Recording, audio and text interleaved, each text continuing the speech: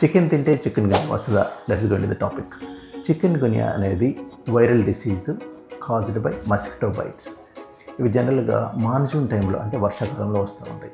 దీనివల్ల high grade fever, joint pains, headache, rash, weakness ఉంటుంది. ఈ సిమ్టమ్స్ కొన్నిసార్లు కొన్ని వారాల తరబడి ఉంటాయండి.